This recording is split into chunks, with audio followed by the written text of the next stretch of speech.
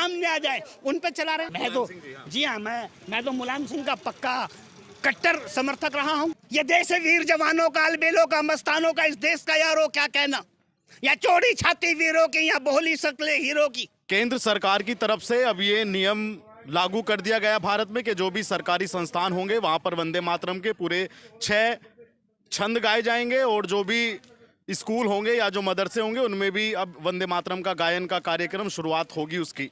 और ये नियम बन चुका है भारत के अंदर। मेरे साथ में खान चाचा हैं जिनका नाम फरमान है, इनसे जानेंगे कि वंदे मातरम को किस तरीके से देखते हैं जो नियम बना है। चाचा पहले तो ये बताइए, वंदे मातरम ठीक है सभी देश में गाएं, देशभक्ति का गीत है, या कोई समस्या है इससे? समस्या तो बहुत बड़ी है इससे।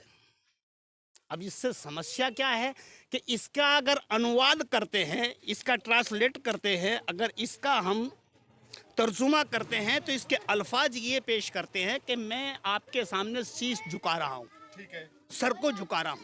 और मजहब इस्लाम को फॉलो करने वाला इंसान जो इस्लाम में पैदा हुआ है वो खुदा के सामने किसी को सर नहीं झुकाएगा, बंदगी नहीं करेंगे किसी की, मोहब्बत करेंगे देश से, वतन से मोहब्बत है हमें, पीएम से मोहब्बत है, हमें सीएम से भी मोहब्बत है, क्योंकि हमारे राजा हैं वो।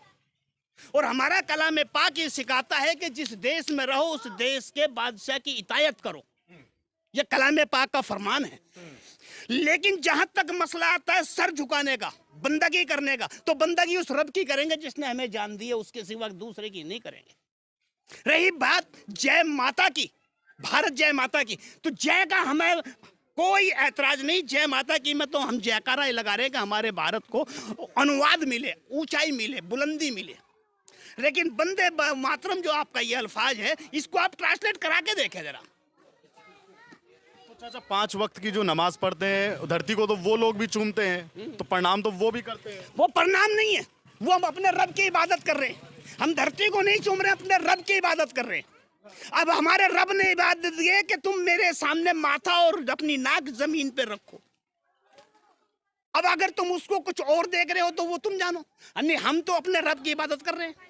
क्या होगा फिर इस नियम का? ये माना जाएगा नहीं? नियम जो है जबरदस्ती अगर हमसे मनवाना चाहेंगे तो भाई मानना पड़ेगा जबरदस्ती तो, लेकिन तानाशाही है ये तानाशाही है।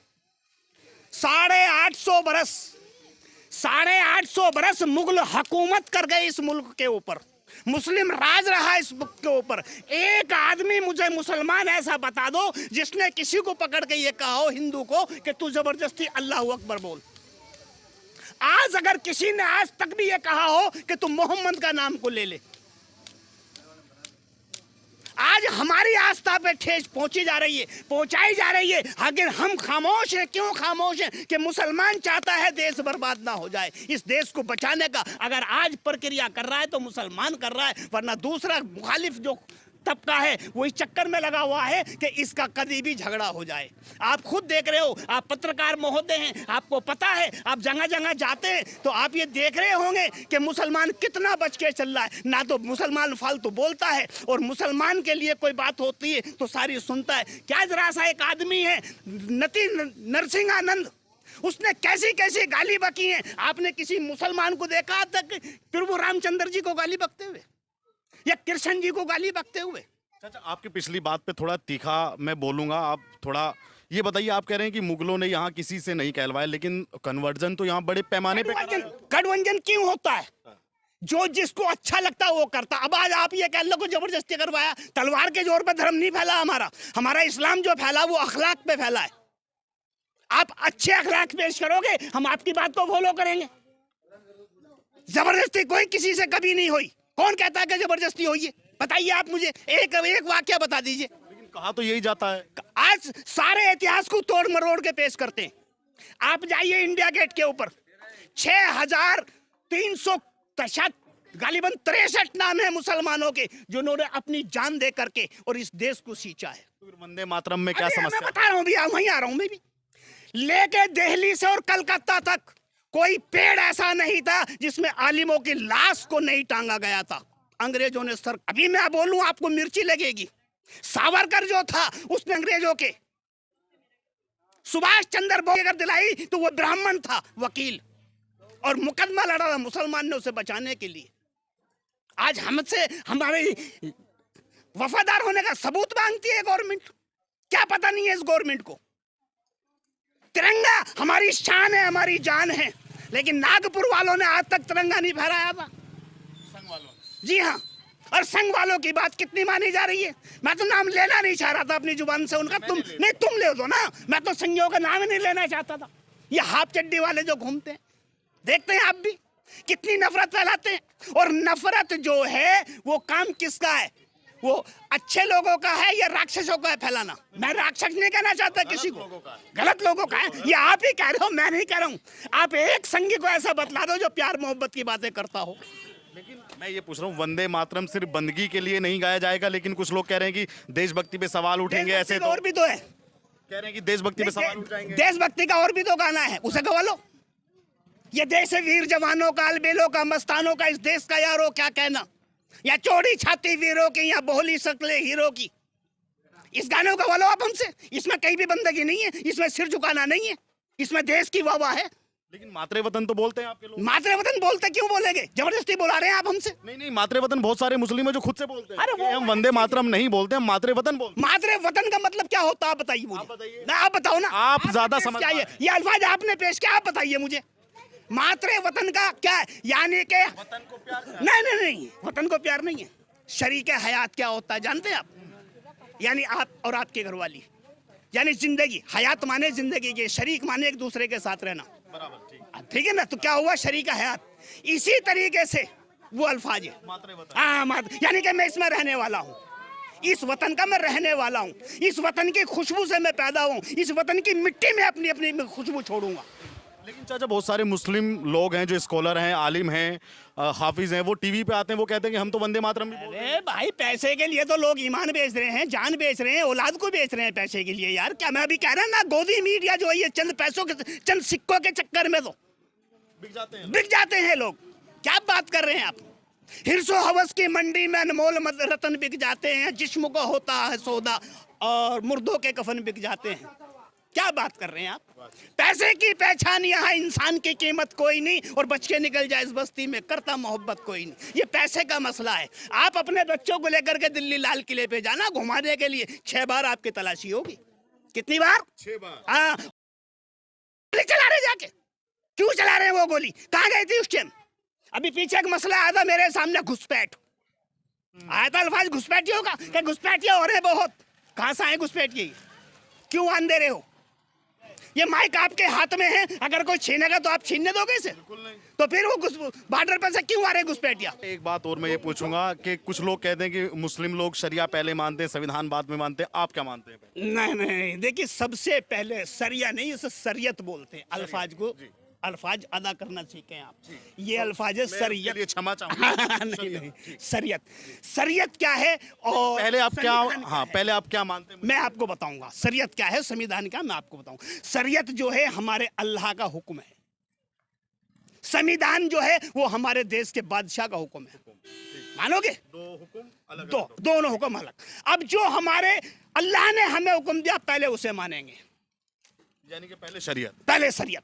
अब शरीयत में कोई चीज ऐसी नहीं आती जो देश को नफरत की आंख से देखती हो, क्योंकि हमारे कलाम पाक में साफ साफ है ये बात। जिस देश के अंदर रहो उस बादशाह की इतायत करो। इतायत का मतलब पता क्या होता है?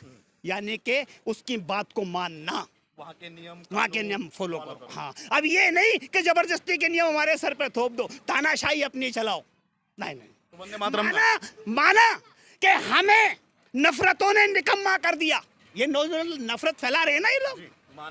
माना हमें नफरतों ने निकम्मा कर दिया, पर इतने गुनहगार नहीं हम, बचा सके अपने मुल्क भारत को। कैसे हकदार नहीं हम? बिल्कुल हकदार हैं।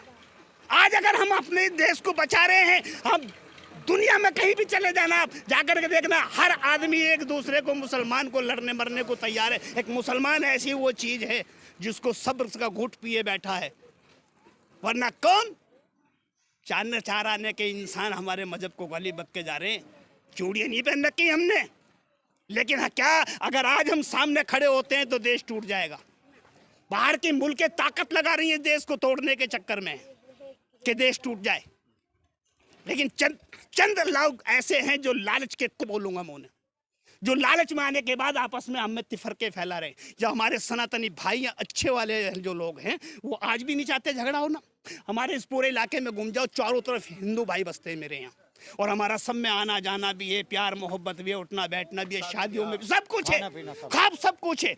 लेकिन जो कुछ उनके अंदर के चार वो आके घुस गए चाटुकार नफरत वाले, उन्होंने नफरत फैलानी शुरू कर दी है। बताइए वंदे मातरम गाएंगे कि नहीं? नहीं गाएंगे, बिल्कुल भी नहीं। ये बताइए 9 साल बीत गए योगी आदित्यनाथ को, योगी जी के 9 साल पे क्या कहेंगे? पूरा मार्च आ चुका है। एक इसमें हम में ही नहीं या मुस्लिम समाज नहीं, जितने भी गरीब तबके के लोग हैं सारे परेशान।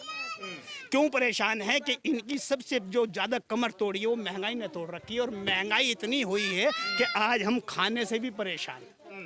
बात यो है। असलियत में आ जाएं आप तो चीनी उस वक्त 17 से 18 रुपए किलो थी, आज चीनी 44 से 45 रुपए किलो है। तेल उस टाइम 60 रुपए 70 रुपए लीटर था, आज 200 के करीब जा रहा है। उस टाइम आटा जो था वो लगा था 12-14 रुपए किलो हुआ करता था, आज 30-32 रुपए किलो जा रहा है। यार क्या सबसे बुरी चीज है दुनिया की? मट्टी का तेल। राशन तो मिल रहा है। मट्टी का तेल कितनी बुरी चीज है, वो भी साला 60 रुपए लीटर करीब हो रहा है, और जबकि मिलता भी नहीं अब। तो क्या है, बहुत सी सारी चीज, आप किसी भी चीज को देख लें आप। आलू जो है कभी 5-4 रुपए किलो से ऊपर नहीं गया, आज कम से कम है 20 रुपए किलो आलू। एक आदमी राशन में 5 किलो खाएगा 1 मिनट ना? 5 किलो राशन दे रही तो क्या दे रही है? चाचा राशन से काम नहीं चलता। मैं तो राशन लेता ही नहीं हूँ। लेते नहीं हो? कोई और सुविधा सरकार की? नहीं, अभी और तक कोई कोई है नहीं नहीं? मेरे पास। चावल योगी जी जाने जाते हैं अपने एक्शन के लिए, बुलडोजर एक्शन के लिए भी, माफियाओं के लिए भी। आप मानते हैं कि उत्तर प्रदेश में थोड़ी शांति है इस मामले में, लॉ एंड ऑर्डर को लेकर? शांति तो खुद कहा नहीं मानती, वो फैला रही है शांति। शांति जो है खुद कहा नहीं मानती, वही फैला रही है शांति। अन्य शांति के तो दोस्त घर बहुत दूर है। पहले इतने बलात्कार नहीं थे जितने अब है। योगी जी बिल्डोजर चला रहे हैं, किस पे चला रहे हैं? किस पे चला रहे हैं? माफियाओं पे चला रहे हैं। माफियाओं पे चला रहे हैं। माफिया तो अमित शाह भी हैं, तलीपाड़ है या नहीं है? सुना है कभी या नहीं? सुना है खबरों में, लेकिन अब तो सुना है गिरे। तो इसका मतलब अगर बात चाहे तो गाली बकेगा सबको, ये मारेगा सबको, ये क्या मतलब हुआ? तो बुलडोजर कहाँ पे चल रहा है? तो बिल्डोजर चला किस पर है? कमजोरों पे, जिनकी औकात इतनी नहीं है जो योगी के सामने आ जाए, उन पे चला रहे हैं। आप उठा के देख लें, राजा भैया घूम रहे खुले, घूम रहे हैं ना? क्या पता नहीं है उनको योगी जी को? आया बिल्डोजर, चलना चाहिए था बुलडोजर। अरे यार क्यों नहीं? अब एक बात बताओ, मालिक ना करे मेरी या तुम्हारी एक आंख फूट जाए तो दूसरी बच्ची से सारी दुनिया को इसी से देखोगे ना। इससे बहन को भी देख लो, बेटी को भी देख लो। और वो हमने तो सीएम बना रखा तुम्हें, तुम्हारे लिए सब बराबर होने चाहिए। तो बुलडोजर सिर्फ गरीबों पे, सिर्फ बिल्डोजर उस पे चल रहा है जिसके हाथ में उनकी नस आई हुई है। बिल्डोजर उस पे नहीं चलता। आपने देखी थी वो वीडियो? अभी आपने देखा था हमारे कुछ आदमी बेचारे नमाज हज करके आ रहे थे, उम्रा करके आ रहे थे, दिल्ली में रुक गए थे एक जगह, है ना? ये जो बाजार है, बाजार वो जमुना बाजार, वहां पे सिर्फ खाने पीने के लिए ड्राइवर ने वहां गाड़ी रोकी थी, उनको जबरदस्ती से वहां पे सजदा कराया गया। क्या था ये? बताइए आप मुझे। यही सिर्फ एक सत्ता का नशा ही तो है, और जब नशा उतर जाता तो फिर आदमी बेकार हो जाता।